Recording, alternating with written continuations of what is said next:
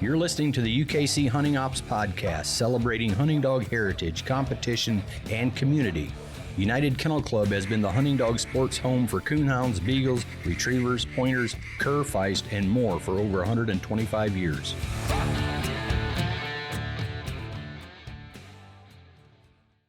Welcome back to the UKC Hunting Ops Podcast. This is Trevor Wade. I'm the Coonhound Program Manager at UKC, and I'm joined today by the Director of Hunting Ops, Alan Gingrich. What's going on today, Alan?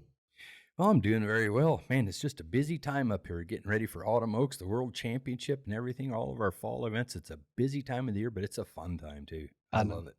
We just got out of a big Autumn Oaks meeting preparing for that, and now we're going to talk about the World Championship. And, you know, we've done a lot of planning. We got a lot of stuff in place, but it's almost like, geez, it's hard to even think about the World Championship right now with Autumn Oaks on the horizon. I know, but it's they're both, it happened at the same time for us in terms of getting prepared for them, for sure. Yeah. We come home from Autumn Oaks and we turn around, it's boom, it's World Championship time. Exactly. Luckily, we got a good team, you know.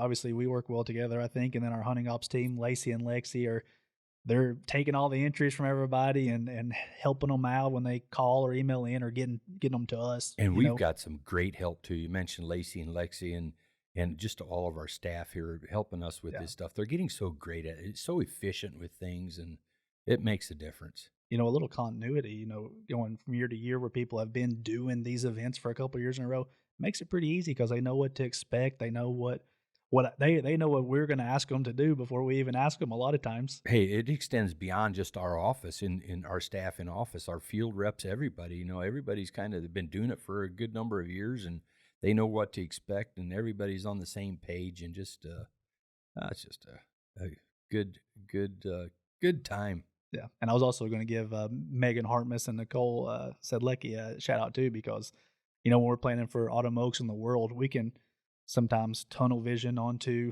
just the hunt and show specifics a little bit and improving those programs and you know finding any weak spots we have and trying to improve on them while they're busy dealing with caterers and rental stuff that we have to get and with venues and things like that. And man, that helps more than anybody could ever know. That team does awesome for us. Yeah, they do. And, you know, they do such a great job. And they get good food vendors and this and that, and the meals and things like that and it's always good. And we don't find out a whole lot about it. They kind of take the bull by the horns there in that regard. And when we get there and Thursday night comes, why, they've got it covered. That's big for us. Yeah. Not to foreshadow too much, but I heard Megan come into the hunting ops department today talking about the possible meal at the World Finals on Thursday night, and I love get a man excited a little bit. Yeah, rib tips. That's just good reason to get your dog entered in the World Hunt. Try to make it to the finals just for a dinner on Thursday night. Forget about the award and everything else. Just come eat. Yeah. But today, I guess, as you realize, we're talking about the upcoming World Championship, and we'll be talking about the specifics all the way from, you know, getting qualified at the RQEs, how to enter through the zones, and then ultimately the World Finals. And it's going to be fun. Perfect. We're talking about this and just a little teaser for down the road here in the next several weeks too, probably before the World Championship at some point. We're going to sit down and record a history of the World Championship. That's going to be fun. That's going to be you and I. And we're also going to pull in Todd Kellum, Vice President of UKC. So I'm looking forward to that one. That's going to be a lot of fun. It will. Yeah. But, and I know Todd's looking forward to it as well. You sent him kind of an outline of some of the talking points that we want to cover. And he's not really used to that. He responded back with holy moly. That's a lot of information to look at, you know, but it'll make it fun. Yeah. And you do such a great job with that, you know, as far as putting some pointers together and some things to look at. So it's going to be fun. I'm looking forward to it. Yeah. A lot of times, you know, you talk about compiling the history of the World Championship, and man, that can be a little tedious going through almost 50 years worth of magazines and prints and different things that we do. But it's not just for one episode of a podcast. I can have that, you know, available for anybody whenever to refer back to if you want to know who was in the final cast of the 1987 World Championship. Forget going down here and pulling the magazine. You can easily pull up that Word document and figure it out right there. So perfect. Stuff like that lasts forever. So today, all that to say, today we're not going to get into much history of the World Championship because we have that coming up.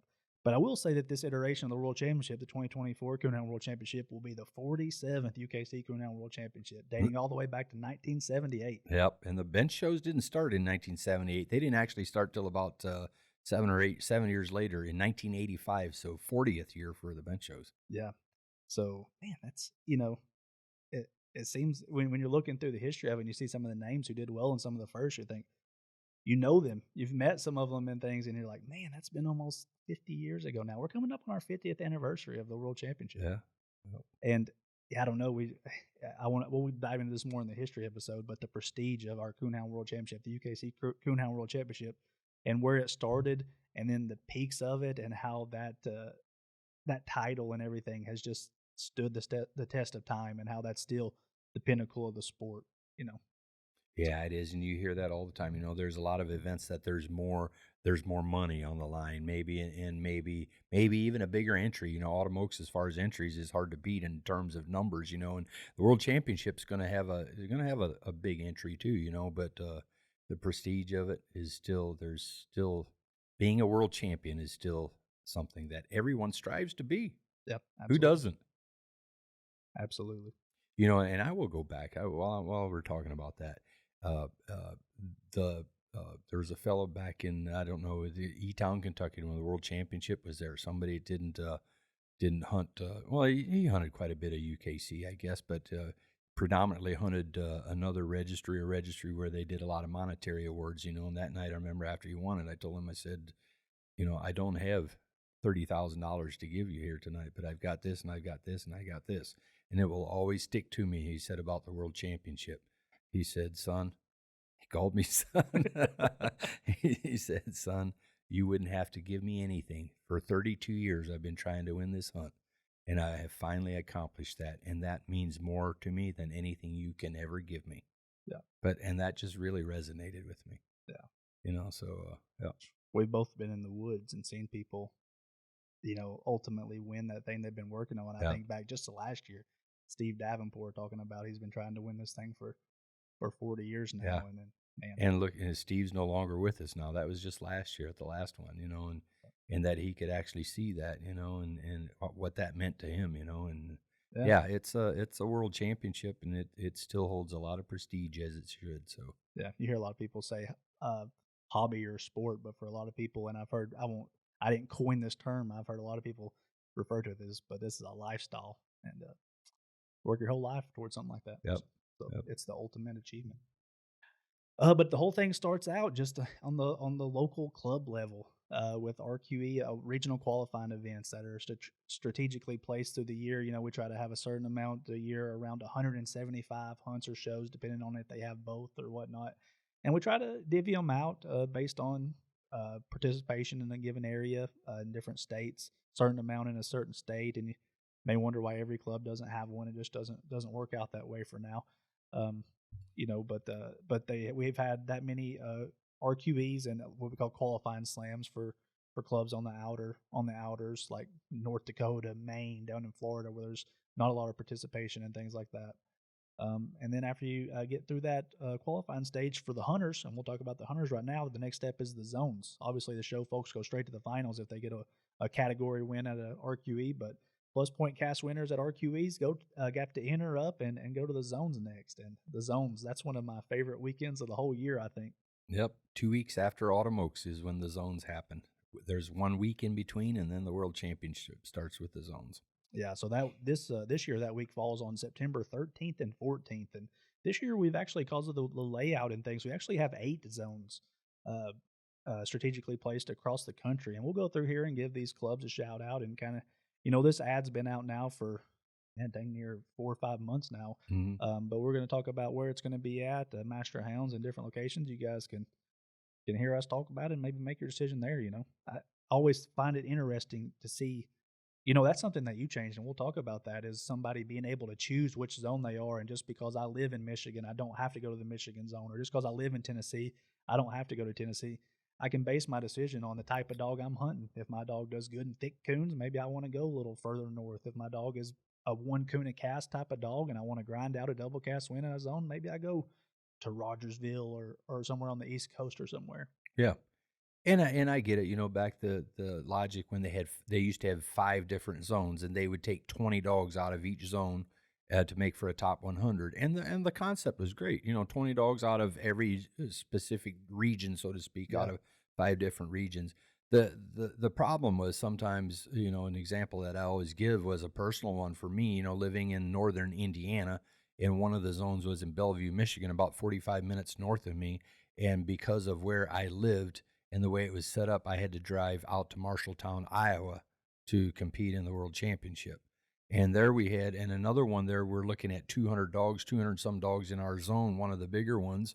We're only sending 20, where another zone might have had 60 dogs, and they're also sending 20. Right. So it's kind of between that, and there was hey, the concept was great, but I think, and you're right, it just felt like we changed it up to where we did prorated it. Now allow them to go wherever they wanted to go, and then prorate it based on the number of entries at each zone, and still taking 100. So it's the number coming out of each zone now is kind of based on how many dogs were entered in that zone.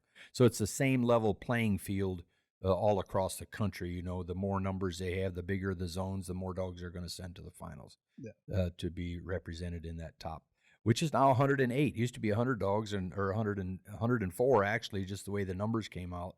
Still call it the top 100, but now this year it's actually started last year.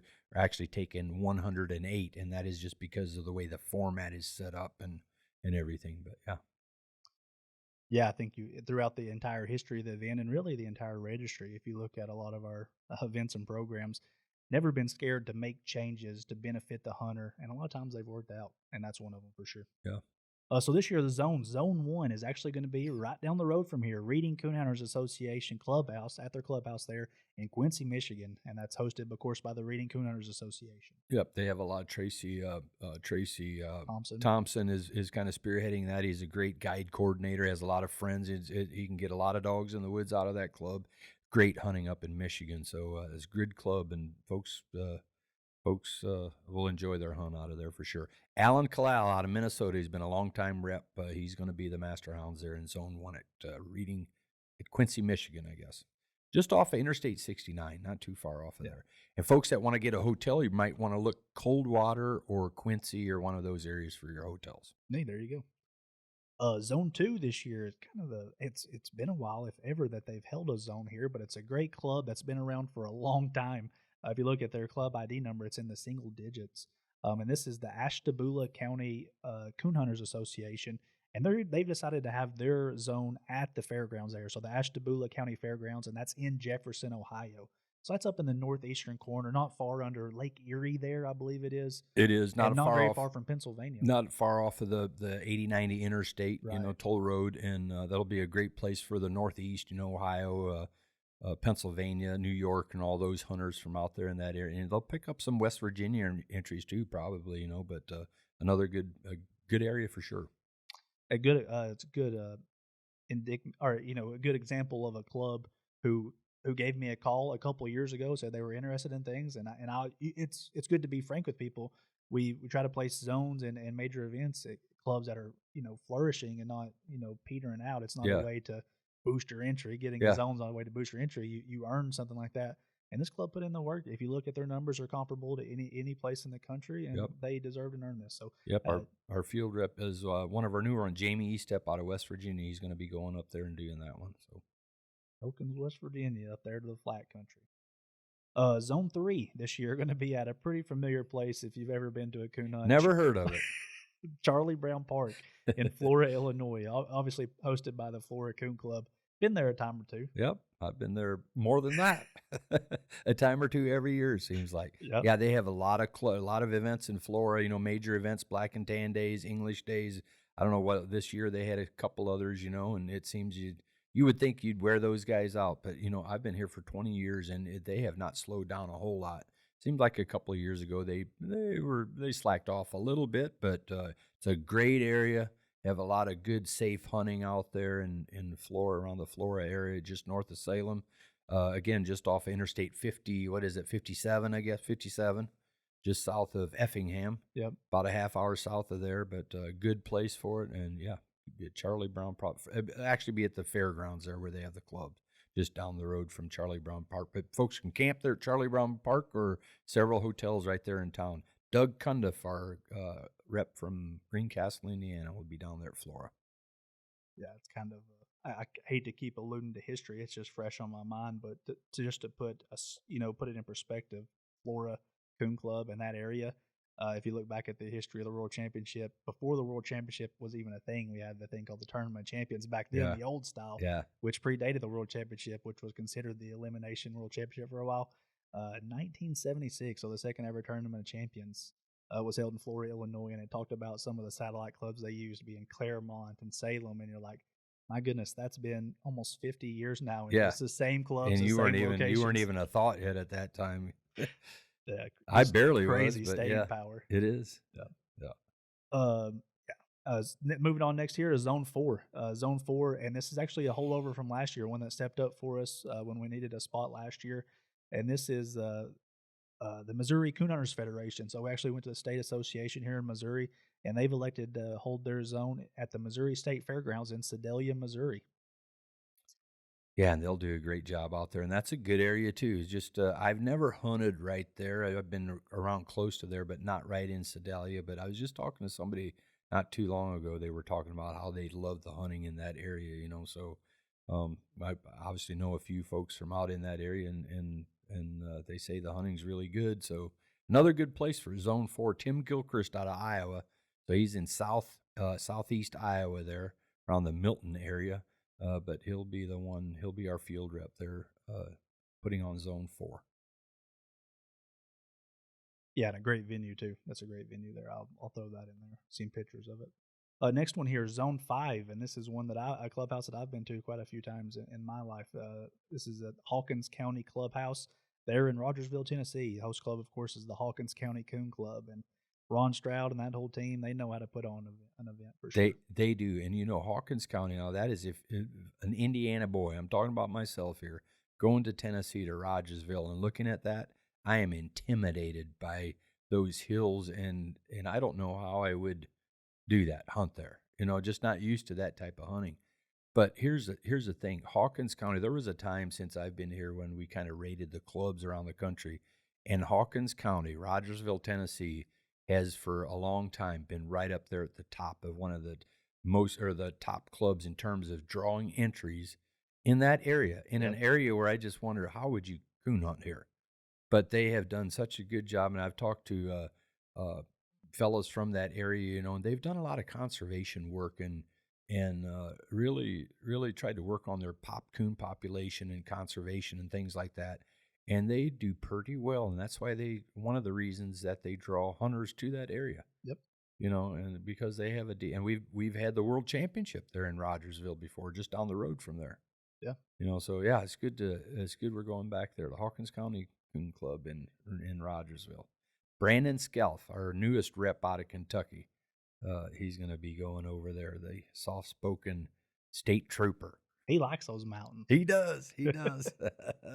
Yeah, Rogersville. I remember we've been there. Actually, first time I ever went there, I think, was for the state youth championship that was held there one year. And hey, those guys put a lot of effort, and a lot of people do for the zones and Sure. and making sure their spots are good. They put you up the right holler, you can tree some coons. Yeah.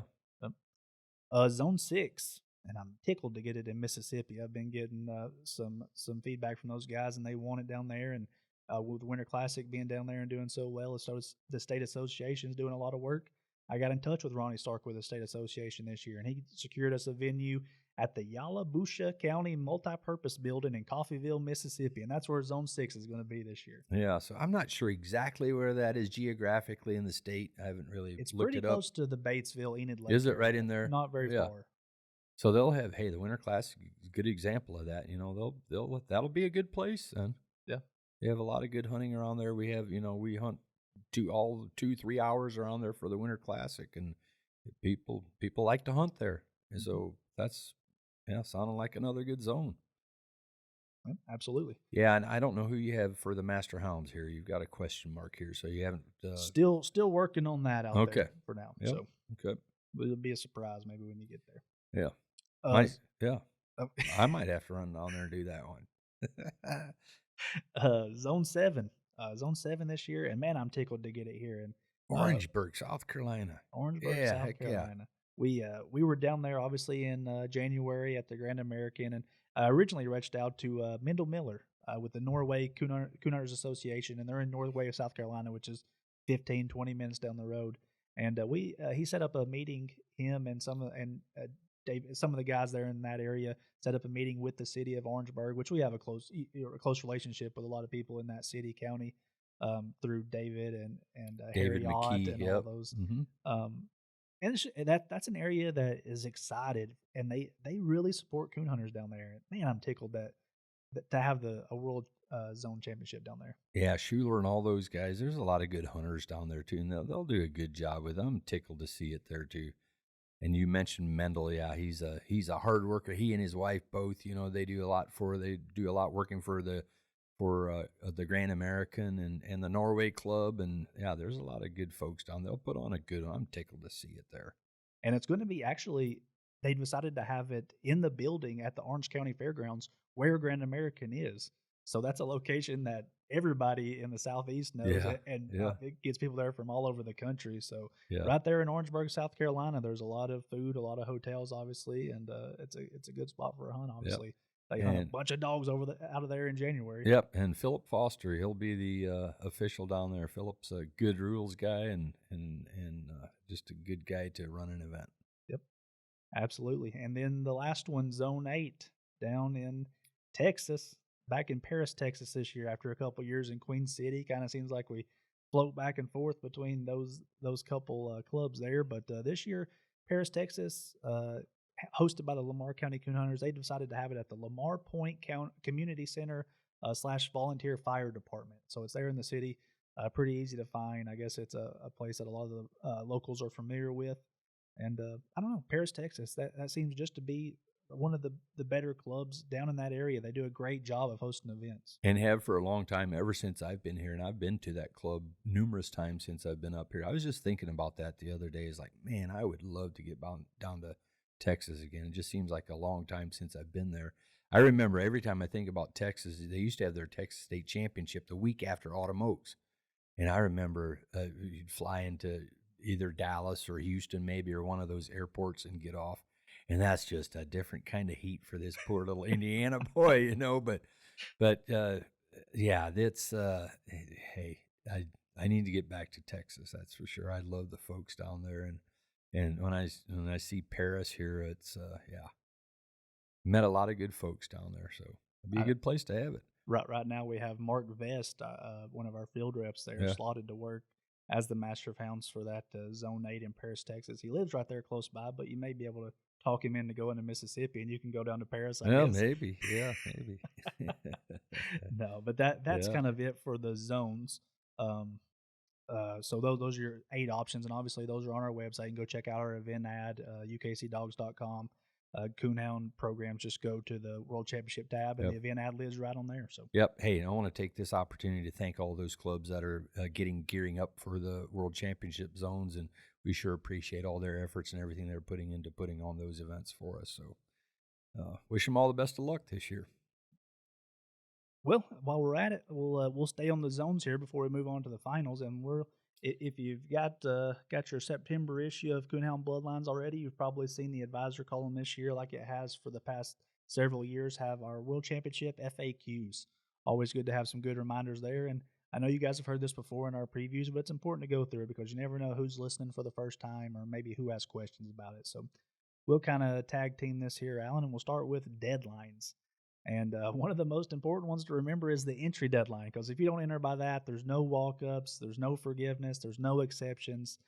It says right here, deadlines, first bullet point, only those dogs that qualified via a regional qualifying event or RQE and were entered in by the advanced deadline. And this year it's August 31st, which is the Saturday at Autumn Oaks, are eligible to hunt or show in the World Championship. Now, are you still taking mail-in entries for that, or is it all just call in or enter online? So we're still actually giving out. They get a receipt at the club if they qualify, and we also mail out a receipt to them with their certificate after the fact. Depending on when the RQE is, you may not get that receipt in time to send it in. But the online entry form has changed the game. It's a really easy, efficient way to get on there and get your dog entered. And I would suggest anybody that is mailing that in, take it to your post office, put a tracking number on it. And for me, I would not suggest that to mail it in. It's just, I just wouldn't. I would go online and enter it, get somebody to help you if you need help with it, or call us to get your dog entered that way. And but yeah, the Saturday of Autumn Oaks is going to be the deadline for that, and there's no, like you said, no exceptions to it. Sunday, Monday after that is going to be too late. Yep. Man, we get a pile of them right there at Yeah, Autumn Oaks. sure If you're do. at Autumn Oaks on that Friday, Thursday, Friday, Saturday, at our registration table, we're going to have some extra forms there, or they may be able to just to punch you in online. I know Taylor does that for some folks depending on Yeah. how busy she is. Mhm. But I know the number really jumps that weekend with Sure the people does. in attendance. That's a So, good place to do it. Yeah. yep. Otherwise, well, hopefully you've already done it. Yep. I got some more deadlines Hey, here. can we Yeah. just one more thing to enter that for those that that are listening to this before the entry deadline? Hopefully, this airs before that. But if you have trouble finding it on our website, what you want to do is go to Hunting Ops and go to Coonhounds, and then from there go to events and programs and events. And from there, you'll see logos, different logos, whether it's the TOC, Autumn Oaks Winter Classic, World Championship. Click onto that logo. I don't think a lot of people don't realize you just click onto that logo. Everything for that event then will pop up. The event adds more specifics, past history, but also a place where you can enter. Yeah. That's where you find that. Absolutely. Coonhounds, events and programs, and then to the World Championship logo. Then pass it along to your friends. There you go. While we're on the topic of deadlines, we'll just we'll stay on that same wave here and talk about once you're entered into your zone, you've decided where you want to go. What do you need to do? Not much. Just need to show up at your zone, but you do have to confirm your entry at your zone both days on Friday and Saturday before 5 o'clock. The deadline to enter will be 5 p.m. local time, so make sure you know whether your zone is Eastern Standard Time or Central Standard Time. Yep, 5 p.m. There's just no exception to that. I can tell you one thing that may be an exception to it is if you happen to be running late a little bit, get caught up in something, call somebody. Don't call the excuse me, don't call the official or anything like that, but call your buddy to confirm your entry for you. If you think there's an issue there, don't call the official. Call one of your buddies. Tell them to get your dog entered and all this and that, or confirmed. If you're not confirmed, they're going to pull you out of the draw. They're not going to put you in the draw. And you need to do that both nights, not just Friday night. Saturday night, same spiel again. You need to go back and confirm if you're hunting again on Saturday night. Yeah, and then the last thing it says, alluding to deadlines, is talking about your return deadline there at the zone, and that's going to be determined the night of. Kind of depends on how many dogs are going and how far they're having to send them. So obviously can't determine that right now. Yep. So we mentioned confirming entries. Let's go a little bit more in depth at that. The World Championship is set so that you do have to compete in both nights, Friday and Saturday night. So with that being said, you have to confirm your entry both Friday and Saturday night prior to the 5 o'clock deadline, which you talked about. Usually the reps get there a little bit ahead of time. They start taking their confirmations around 3 o'clock, so you can start planning to get there then and give yourself a little time to work with. If you only give yourself about 5 or 10 minutes, a flat tire or a traffic jam can really has scratched a lot of dogs out of the World Championship pretty quick. It has, and the zones that have the higher entries, the more entries, they'll start probably a little earlier and usually around 3 o'clock, not before 3. So between 3 and 5 local time. And some of them with maybe where they don't have as many entries, they might start a little bit later, 3:30ish or so. But get there as early as you can and get your entry confirmed and then go do your chit chatting and stuff. And they'll probably tell you when you confirm your entry about what time they plan on calling cast for you to be back there for cast call out, etc. So, but I mentioned, hey, if you happen to have some bad deal on the road or something you're concerned about not making it in time, again, don't call the field rep or the club or something. Call one of your buddies to see if they can't get your dog confirmed for you. And that will at least give you maybe until they call cast at the latest, but don't. Yeah, it's not going to buy you a lot of time. No, Doesn't mean you're going to get to hunt. If you get there 30 minutes, an hour late, it's going to depend a little bit on when they draw cast and obviously the little leniency of your cast a little bit, I guess. Just give yourself plenty of time. No excuses. Yeah.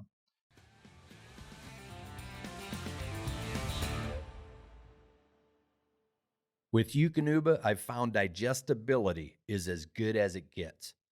I've also discovered daily rations are less, with a solid stool and no waste. I've not had a dog that doesn't like it or that hasn't performed as good or better on Ukuba. But don't take my word for it, folks. Give it a try. Ukuba, the official performance dog nutrition partner of UKC.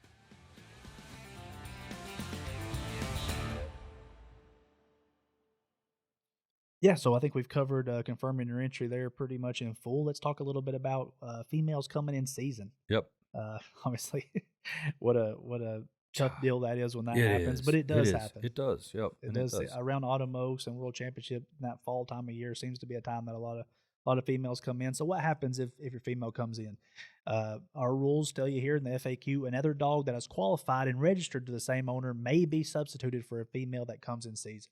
Yeah, hey, we realize that's oftentimes a owner doesn't have another dog qualified. Probably got everything entered. They got qualified. Sometimes they do, but that doesn't happen. But they could substitute it. But if they have a substitute, that dog also needs to be qualified, for one. But otherwise, in order to be eligible for a refund for a dog that did come in season, they need to contact UKC prior to the event date. So prior to that Friday of the zones, in order to be eligible for a refund. Don't call us the next week and say, "Hey, I didn't go to the zones because my dog came in heat." Right. You help us out, we'll help you out, with the refund. If let us know beforehand. Sometimes it even happens where they, on the day of, maybe, on Friday night, or maybe the office is already closed, they can't let us know.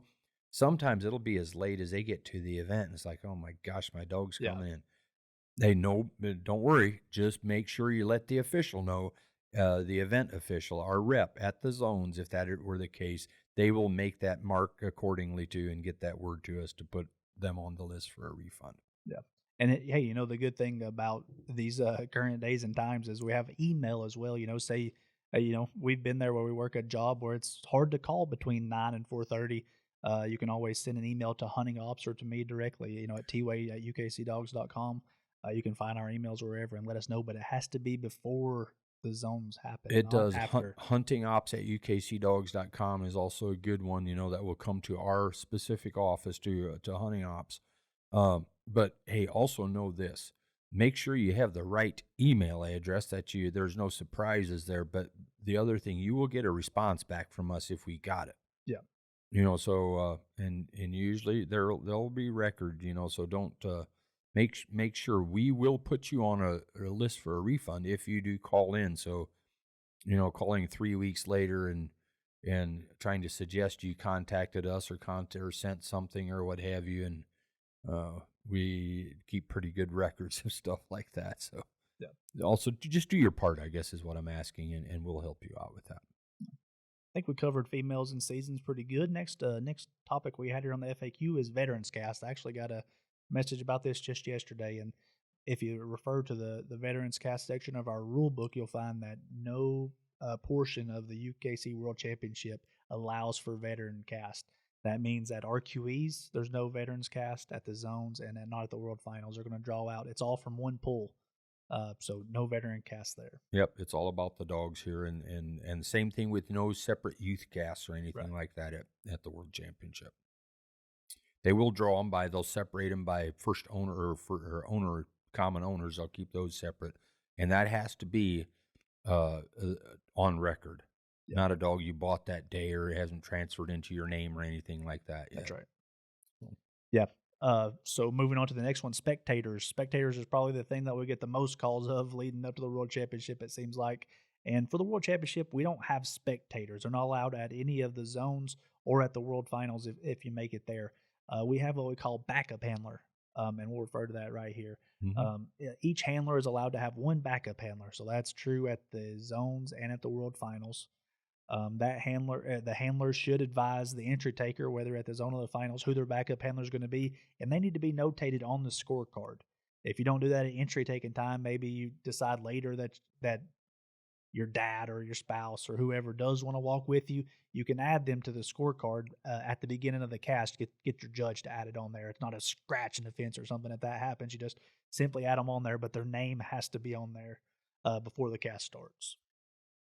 Yeah, and one other thing I'll add to that, sometimes we get the question, well, I've got my wife and I want my wife and kids to go, or I want grandpa and my kid to go. It's just one. Know that it's just one backup handler. And the problem is going to be you might have somebody that will say, yeah, that's perfectly fine. Guess what? Don't get yourself caught up in a rule violation there and get your dog knocked out of the world championship because of this. It's one backup handler. It doesn't matter how old, how young, or how old. It's just one. And there's no exceptions to that. One thing I'll say, and sometimes, people are pretty disappointed. They have a dad, or they wanted their dad and their son to go with them and this and that. And man, there are so many events through the whole year where you can have two spectators. And I'm talking about hundreds of hunts through the year where you can have two spectators. There's about 10 where you can only have one. So I get it, but this is also the world championship. It's a serious matter. And the less people you have in the woods, that's less people to get involved in situations, less people to get separated, and all that sort of stuff. And there's 2 nights of at the zones too. Maybe one night you let one go and the other night the other. It's a big deal, but yeah, find your lucky charm. It is, and the world championship is a big deal. The part of it is, too, is if everybody had 2 spectators in a hurry, we can have a lot more people in the woods than too many people sometimes is just too many. So just to continue on backup handlers a little bit, it does say, same as spectators here, a backup handler may not become involved in any part of scoring procedures. They will not have a voice in voting procedures.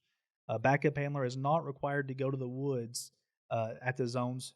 That backup handler may stay at the truck if they want to, or walk along. And also, if you refer to Rule 10B, is something you should do at the beginning of the cast. It tells you right there in the rule book to make the decision whether backup handlers are going to be allowed to shine trees. You need to make that decision at the beginning of the cast. If you do it the third tree in, could have some issues. So avoid that at all costs. That's right. Moving on to judges a little bit. So at the zones, we're going to be utilizing the hunting judge format with hunting judges being used on all casts, unless it's deemed necessary by the event official or something to put a non-hunting judge on there, but more than likely going to be a hunting judge. And only qualified hunting judges are to be used. And there's going to be a lot of quality hunting judges at these World Championship zones. Those judges are going to be pre-selected by our Master of Hounds field reps who are at the events. A lot of them are regional here. They're going to be officiating a zone in their region where they're familiar with a lot of people there, but also they may be leaning on the host club a little bit on some of the better judges in their area that they know of. One thing that's a little bit different about the World Championship that you won't find at a normal event may be that the hunting judge must be at least 18 years of age and have the ability and possess the experience, knowledge, and integrity to perform the duties required. It says that in the FAQ. Hey, I know a lot of young guys who know the rules, who are really sharp on the rules. But this is a really high leverage situation, and people can get emotional, and sometimes it's a lot to deal with. It's a lot of it could be a lot of pressure. So this is just to avoid that scenario. It is, and just not to put them in a situation that they might not be quite competent enough to deal with yet. In terms of talking about younger guys, So yeah, 18 years of age is what is their minimum required age, and the event official can also, at their discretion, assign a non-hunting judge to any cast that they deem necessary, and for whatever reason. Yeah. So always good just to have that caveat in there. Mm-hmm. I will say that once you make it through the zones and when you make it to the top 108 at the World Finals, we will be using non-hunting judges at the World Finals. Yep, so there you go. Hunt time periods for the zones. Yeah, so all casts at the zones are going to be 2 hours. The zones are not held using full elimination format. You have to hunt the entire 2 hours. It's a good point. Let's not hopefully folks won't get caught up with that. There's a certain portion of the World Championship that's at the finals, but not at the zones. You hunt 2 hours just like any other normal 2-hour hunt. And you have to hunt the whole 2 hours to be considered a cast winner. It's not one of those deals like it was at the TOC, not using full elimination rules here yet, to where, if you're the only dog left, you've won, that's all and you're done. No, you have to hunt the whole 2 hours. That should be very clear. And the event officials should also make that clear. Yep. And then, like you said, once we get to the finals, there's going to be obviously 4 rounds, 1 on Thursday, 2 on Friday, and 1 on Saturday. And all 4 of those casts are going to be 2-hour casts. Now there may be a situation where some dogs get scratched out, and under our full elimination format at the World Championship finals, it may be shorter than 2 hours, but it will be deemed that it will be set at 2 hours to hunt at. So, but that's not the case at the zones. The zones, they have to hunt for 2 hours to be considered a cast winner, or even to move on to Saturday's round. Yep. You can't withdraw on Friday night and be able to hunt Saturday. If you withdraw, you're done. Your World Championship's over with. Yep, and we're going to go more into that a little bit on placements, because the World Championship is pretty darn strict. It takes hounds and handlers to go on quite a streak to win this thing. So. Sure. Let's talk about posting zone scores. Obviously, this has become even more of a deal with social media. Everybody wants to post it for instant gratification, this and that. But this is our stance on posting zone scores and how we police it. On Friday night, the scores will be posted at the event and on the UKC website. So we will be posting those as the scores roll in from the event officials that night on Friday. Yep, and that's perfectly fine. Matter of fact, anybody who wants to post their scores, from on Facebook or whatever their brags, they can do so on Friday night. Yep. But Saturday's going to be different. Yep. On Saturday night, scores will not be posted at the event or on the UKC website until all casts have returned or the deadline to return scorecards has expired. And you're talking about for that specific region or for that zone. Yes. So once that zone, they're all in, then you're going to post the scores for Saturday and all that, and then it's fine. But there for those on Saturday night who want to post brags about their cast wins, go ahead and do it. Just don't post your score on Saturday night. Not until not until UKC has posted it on their website as being official. Hey, just trying to protect you all, really. I mean, everybody. We're trying to protect the integrity of your score. If they know what to shoot for, you're just giving your opponents a little bit of an unfair advantage there if they know what scores you have or how many double cast winners there are, things like that. So it's just, we're looking out for the hunters there. Yep, exactly. So help yourself by not doing that, and hopefully the event officials will remind them on Saturday about that as well. The appeal procedure is a little bit different here in the World Championship. So the appeal procedure is not in effect for any part of a zone event. If the Master of Hounds, which is designated to either be a UKC field rep or someone else that we decide to use, their decision will be final in all situations. The Master of Hounds may, at their discretion, contact UKC's Director of Hunting Ops, so you, or UKC's Coonhound Program Manager, who's me, to discuss the situation prior to rendering a decision. Yeah, and that has really worked well. We want the right call to be made, and we realize that we don't have an appeal procedure in effect. In other words, like we do at a regular event, maybe where they can, take it to a panel and then take it further, even all the way up to UKC. This is essentially if the field rep. Our field reps are pretty sharp on the rules. They've done this a long time. We've talked about a lot of different rules. We talk about a lot of different rules all the time. They're pretty sharp on it. If they have a situation where they are not, they might be on the fence. They just want to make really sure because they want to get the right decision if they're called upon it, and if they need to call us to discuss it, and sometimes they do. That has worked very well. It's rare that they do that. Yeah. Just because you want them to do that doesn't mean they have to. Because if you're in there arguing with them over what to do with a dog's strike points, if it's treated but not declared treated when you arrived, and they know exactly how to score that situation, which they know how to score a lot of the situation. All of those guys have a lot of experience. They're really well versed in the rules. They've been there and they've done that. They're going to make a decision. And even if you're wanting them to call us and you're pitching a fit, they don't have to do that. They can stick by their call. And they only need to get in touch with us if they think they need some help or they're kind of unsure about the official interpretation of the rule, which is very rare. Yeah, and I think sometimes the hardest part for some of them, and for me maybe, is that I always tell the officials or our reps is understanding what the exact scenario is. Yeah. Once you understand what the situation is and the scenario exactly, usually it's not that hard to put the right rule to it. And what never works is to try to put a little bit of this rule and a little bit of that rule, to it. You need to figure out what the scenario is, and that usually has worked pretty well. But this procedure that we have in place for it has really served us pretty well. Yeah, it has. And just so you know, sending Facebook messages on Friday and Saturday night at the zones about rule interpretations, I'm not even going to open my Facebook Messenger on that night. Good point. I'm going to be super busy. You know, everybody's going to be super busy. The Master of Hounds is going to be busy at the event. I'm going to be busy trying to communicate with 8 different field reps across the country on what they have going on and in constant communication with them.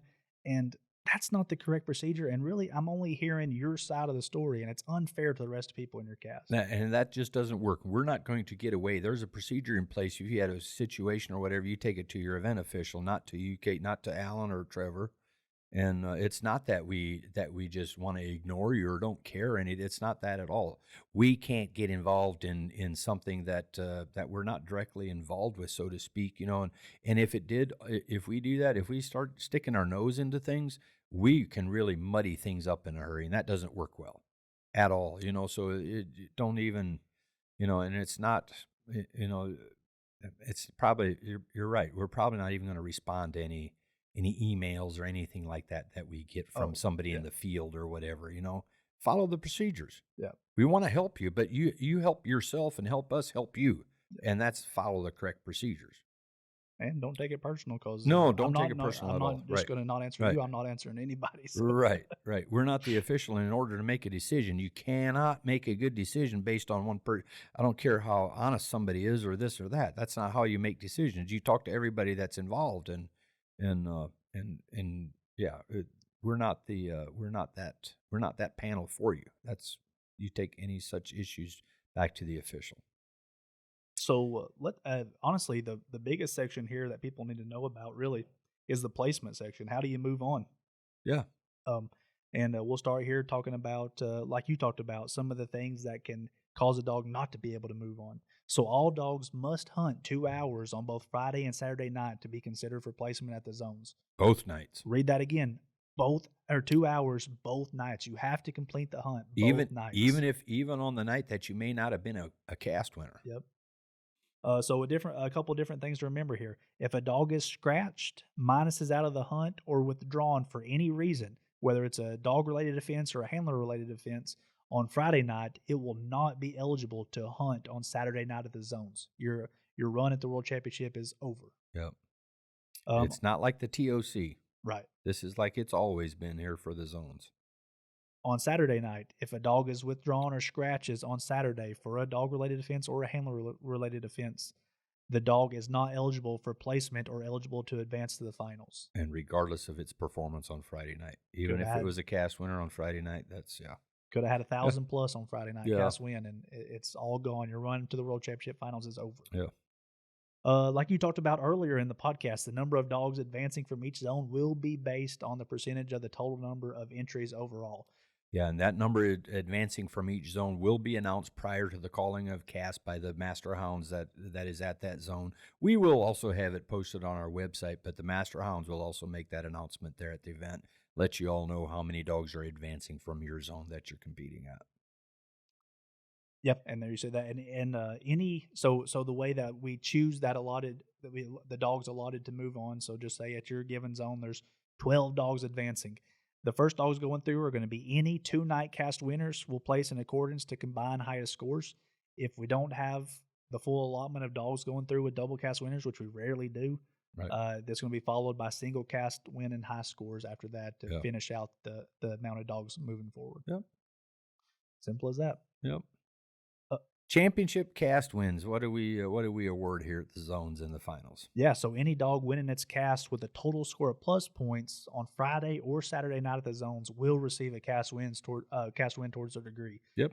So that also means, and we get this question a lot, it also counts towards your tournament champions wins. It counts towards championship degrees, all that stuff. That's all part of it there. So yep. Once you get to the finals, all cast winners at the finals, if your dog's advancing, I should say at the finals, all advancing dogs in rounds 1 through 4 will receive a win toward their degree. So using the full elimination format rules, don't necessarily need plus points at the World Championship finals. So once you make it to the 108 or full elimination format rules, any advancing dogs will get a cast win towards their degree. Now you're talking about the finals there. You're not talking about the zones anymore. That's the finals. The zones, you do need a plus point cast win to be considered a cast winner. The finals, that changes because the format changes slightly. So yeah, there's that. So awards. Let's talk about awards at the zones. Yeah, so all zone placement awards and giveaways will be presented to the owner or handler on Thursday at the World Championship Finals when they confirm their entry. This is one of the funnest times at the World Championship, and that is we'll just do the same thing from 3 to 5 at the finals in Marshall, Illinois this year. We will start confirming the 108 dogs that made it to the finals. So when you get there, you're gonna have your dog in hand, and you're gonna come up, confirm your entry. From there, we're gonna send you directly to the photo booth, and after you take your picture, and that's gonna serve as your zone picture and your world finalist picture and everything else, and then we're going to give you your zone awards this year, or for your zone win. And this year, what do we have for them?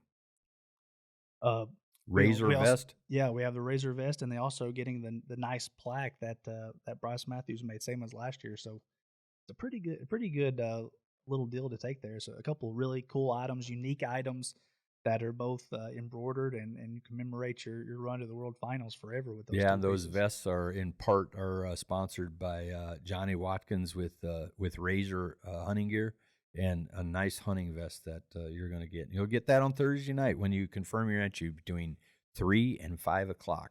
Yep. So that'll be September 19th through 21st. So not Thursday there's 19, and it'll be there the 19th at 5 p.m. There at the event venue. And I guess we're gonna, we talked about that's an awesome. They get all these good goodies, but they'll come up with their dog in hand and get their picture and everything, and seeing the line and scoping out the competition and everything. That's always one of the It's a cool funnest thing to see the funnest top nights of the year. 100. They're all lined up, and all going through the lines and everything. And a lot of folks will just sit there just to see everybody come through. That's right. Pretty cool.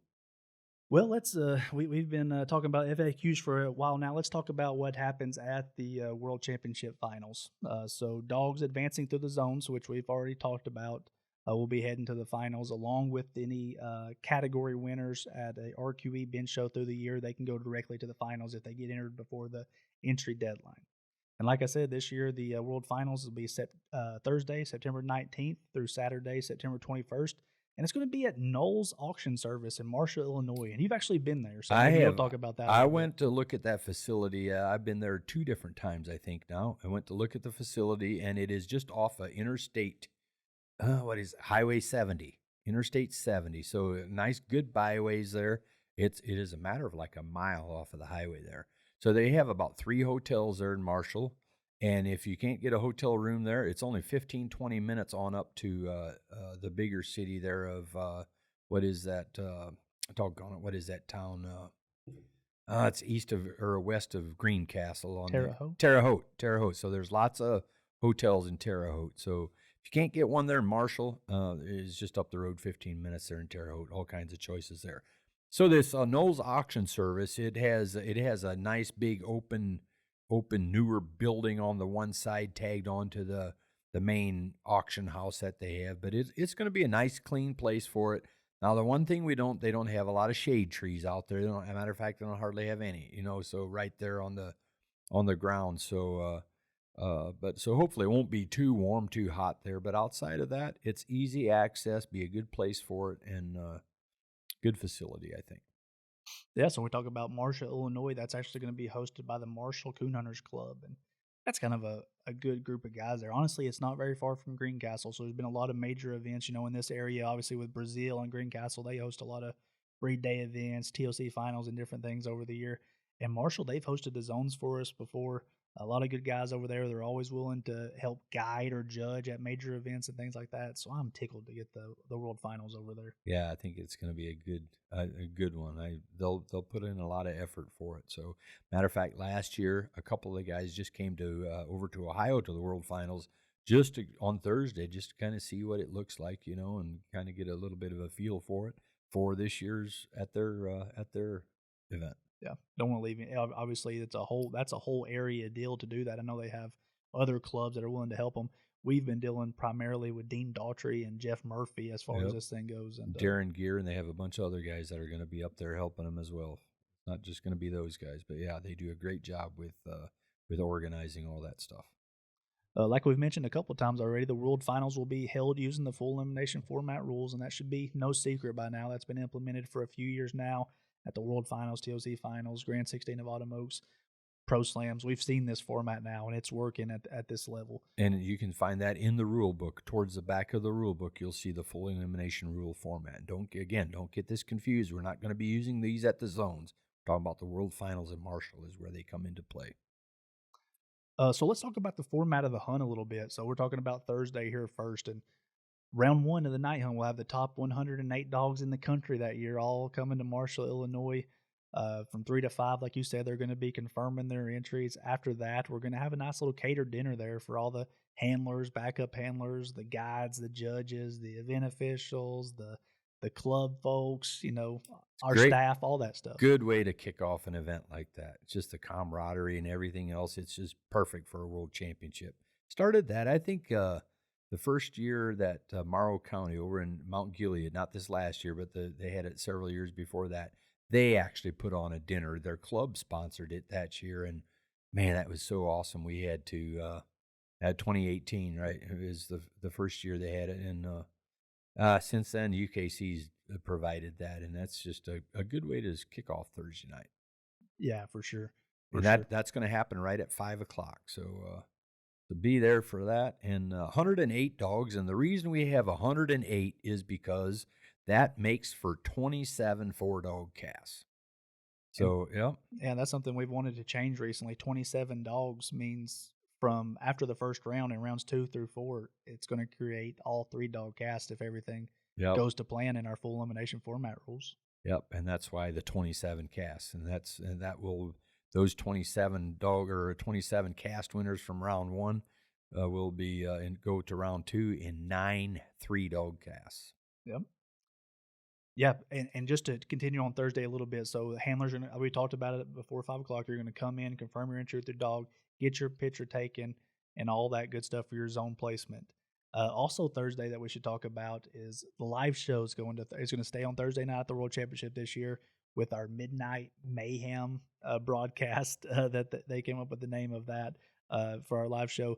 And it'll be the regular old team. Sounds like Jamie Estep, Rick Stretch, Steve Burkholder, maybe me and you getting involved in some different places this year. And we're going to be interviewing our 27 cast winners as they roll in. Yep. Live and in person for everybody to see. Wow, that's an awesome time too. Folks will be able to watch it as it happens. And I can tell you the one thing that we've had there that we learned about this place we're at Marshalltown or Marshall, Illinois, they have the best service we've ever had anywhere since we've done live streaming.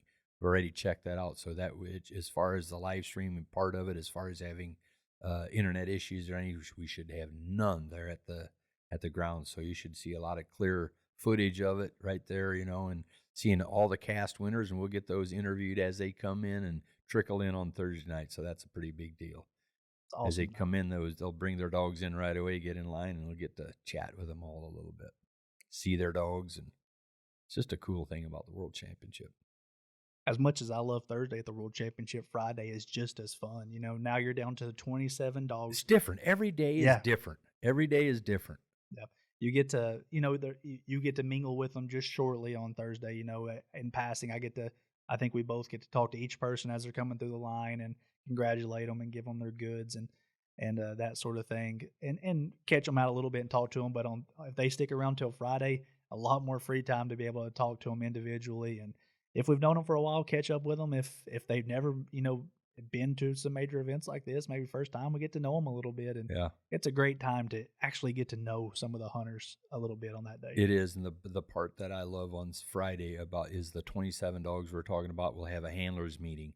And it's a very formal meeting. We kind of throw the PA away and we kind of sit there, put them all in a U around there. And if you're a handler, you're going to have a chair there to sit down in the handlers meeting. And we just talk about, the format for Friday night and what to expect moving forward from there. And the other thing is that's where we also give them already start with one new thing for this year. Everybody is getting a brand new light from Bright Eyes on Friday night. 27 of them. So not just the top 20 that are getting the Bright Eyes lights. And, I talked to Ray and see if he would up that number a little bit, and he'll be there. He plans to be there on Friday night for the handlers meeting. So he's sponsoring top 27 in the world finals, and he's going to hand them all a brand new Bright Eyes light right there in the handlers meeting. So that's pretty cool. Man, appreciate that, Ray. Yeah, That is going to be awesome. And that is, you win one cast at the world finals, you get a brand new. Yeah, and one of his high-end lights too.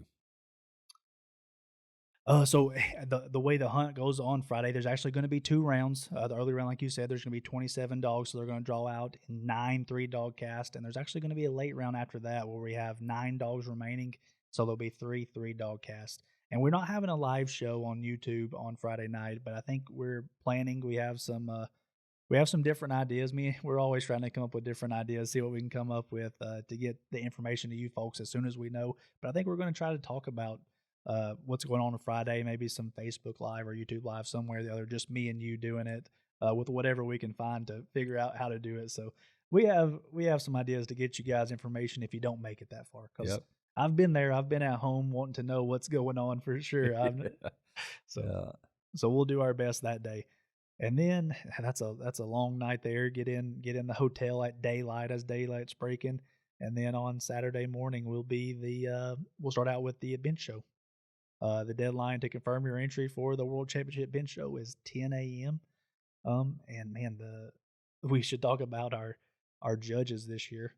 Before we do that, you know, the show folks will have the same deadline to enter their dogs for the bench show, and that is going to be the Saturday at Autumn Oaks. August 31st. August 31st. So that's the last day to get their dogs entered. So you're talking about on the day of the show on Saturday, we'll start confirming probably about 8:30 on Saturday morning, and they need to come and confirm their entry at the World or at Marshall there, and that will close at 10 a.m. on Saturday. And we'll start the show shortly after. But so you're talking about your judges. Yeah. So you're this right. year, You're right. Yeah, this year is going to be fun. We kind of thought about different ways to do it, and a name that, you know, we think about the history of the event, and like we're talking about, we're going to do a history podcast, and you're going to hear these names come up over and over again. But one that you're going to hear a lot is Miss Kathy Shorter, and I've actually never had the opportunity to meet her, but obviously I know both of her parents, great folks, and Kathy, she has won everything there is to win in UKC. Probably one of the better, you know, dog folks you'll find.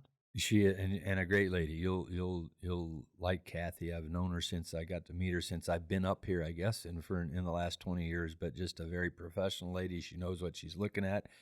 She's probably not had a better mentor or nobody's probably ever had a better mentor than she has, and that's her dad, Doc Birdsall. You know, and most folks that are in the coonhound world, especially black and tans and in the show world, will know who Doc is.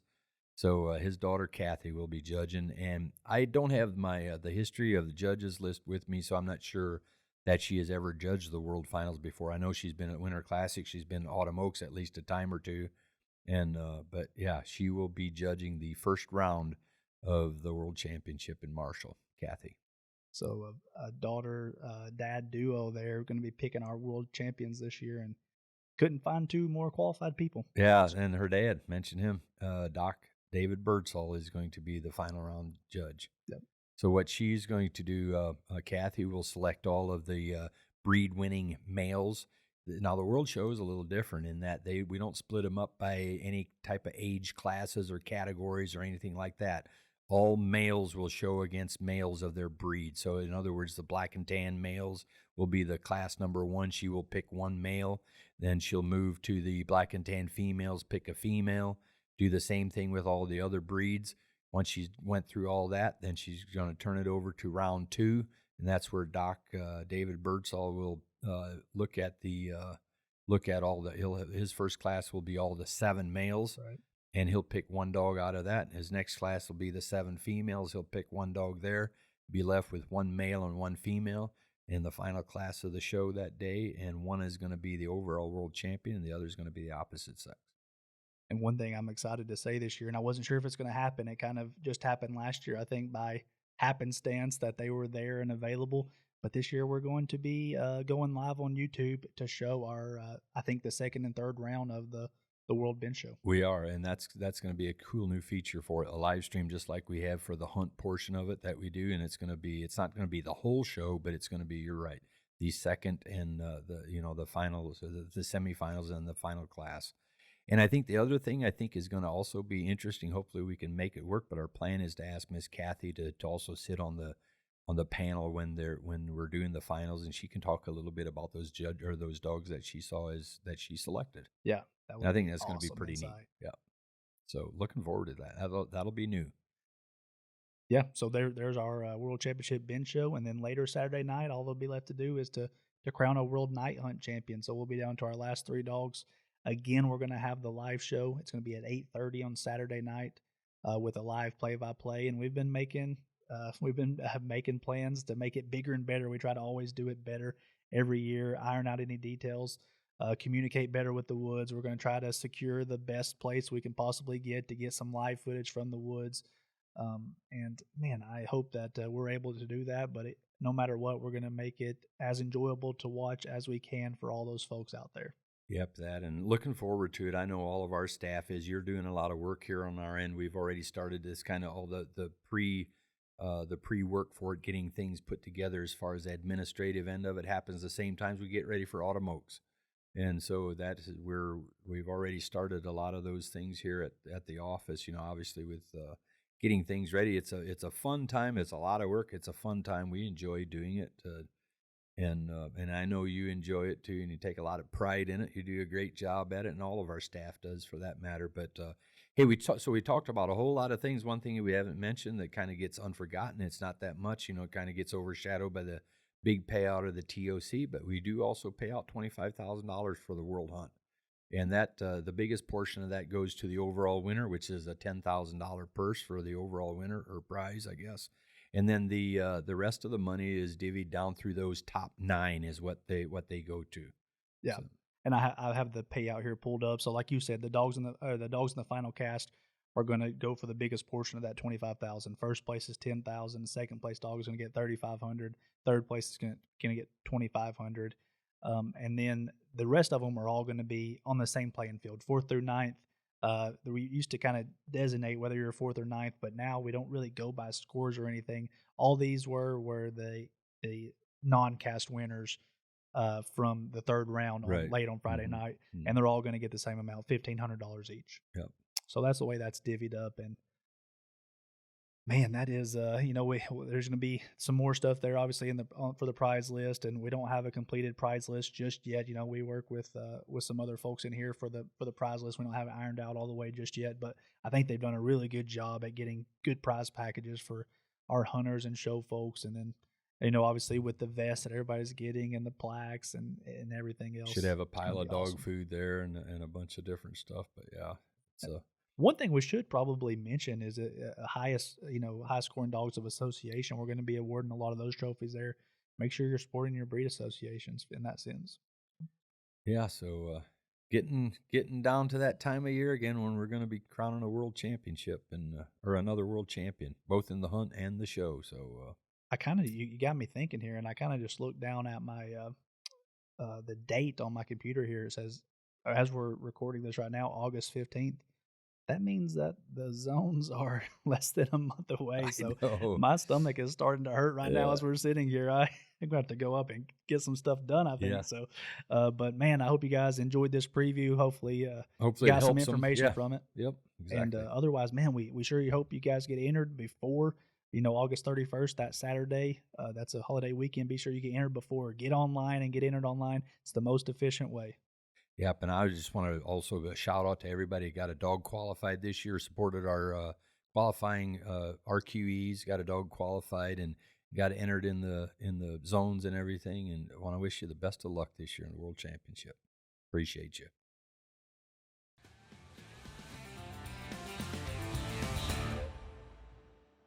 Alan, I know we both have new Dogtra Pathfinder 2s. How are you liking yours so far? I'm liking it. I've even had the opportunity now to use mine where I didn't have service, where I download the map of that area, and it works flawlessly. Love it.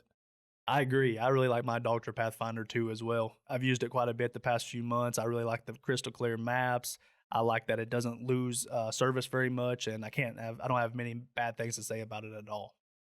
Dogtra Pathfinder 2, the official GPS collar partner of UKC.